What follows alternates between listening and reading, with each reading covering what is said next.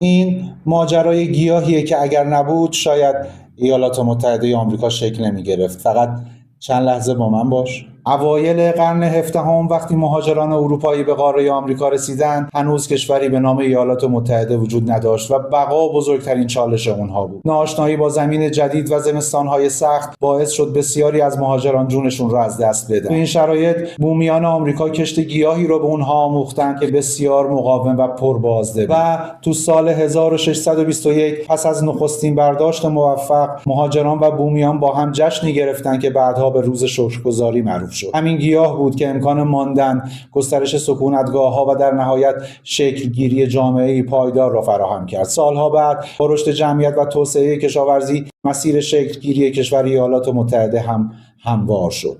در نهایت شاید عجیب به نظر برسه، اما ذرت پایه و اساس بقا در قاره آمریکا شد. من اینجا ماجرای گیاهان رو تعریف میکنم. اگه از اینجور ماجراها خوشت میاد، منو فالو کن، پست هامو لایک کن و برام کامنت بذار.